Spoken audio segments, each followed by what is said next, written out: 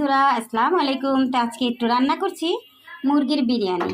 তো মুরগি ছোট একটা মুরগি এনেছি।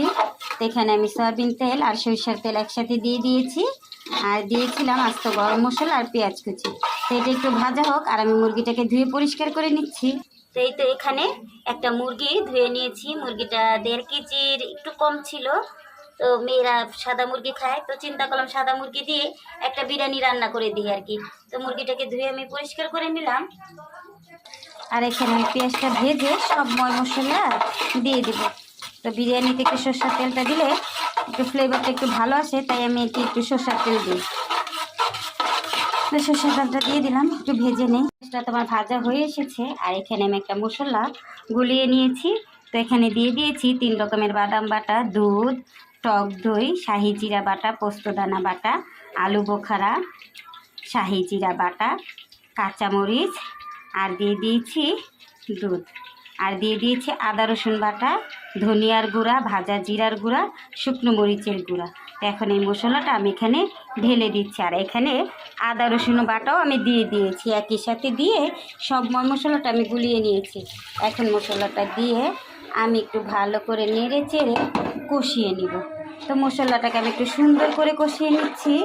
তো মশলাটা একটু কষানো হোক। বন্ধুরা, আমি টমেটো সসটা দিতে ভুলে গিয়েছিলাম। তো এখন আমি একটু টমেটো সস আমার পরিমাণ মতো দিয়ে দিচ্ছি, আর দিয়ে দিব লবণ। লবণটা আমি এখনও দিইনি, সসটা দিয়ে নিলাম। এখন আমি লবণটা আমি এখন দিয়ে দিলাম আমার পরিমাণ মতো লবণ। তো মশলাটা আমার আরও কষানো হবে। মশলাটাকে আমি একটু ভালো করে কষিয়ে নিচ্ছি। আর দিয়ে দিচ্ছি 2-3টা শুকনো মরিচ মাঝখান দিয়ে ছিঁড়ে আমি দিয়ে দিলাম।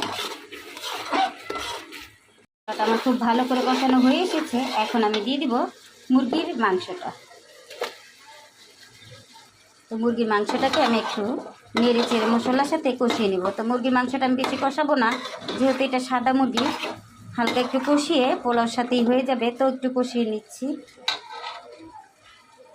তো মুরগিটা কষানো হতে হতে আমি পোলার চালটাকে সুন্দর করে ধুয়ে নিচ্ছি।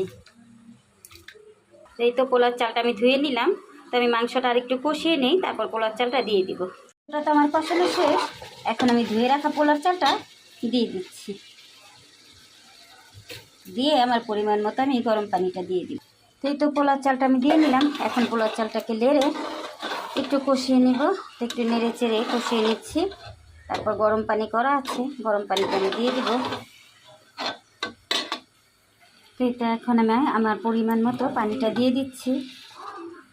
এই তো আমার পরিমাণ মতো আমি পানি দিয়ে দিলাম। তো এখন বলক আসুক, একটু ঢেকে দিব, তারপর জালটা কমিয়ে ফাইনাল লুকটা দেখাবো। বন্ধুরা, বিরিয়ানিটার কি অবস্থা!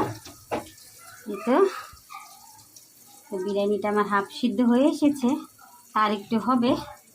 তো এখন আমি একটু নেড়ে আর একটু ঢেকে দিব। বিরিয়ানিটার এখন কি অবস্থা! এই তো বিরিয়ানিটা আমার হয়ে এসেছে বন্ধুরা, ঝরঝরা হয়ে এসেছে। এখন আমি জালটাকে বন্ধ করে দিব। আর বন্ধুরা, যদি আপনাদের আমার রেসিপিগুলো বা আমার রান্নার ভিডিওগুলো, আমি যে ভিডিও বানাই, এগুলো যদি আপনাদের ভালো লাগে, তাহলে একটা শেয়ার করে ছোটো বোনের পাশে থাকবেন। তা আল্লাহ হাফেজ বন্ধুরা, দেখা হবে আবার আমার পরবর্তী ভিডিওতে।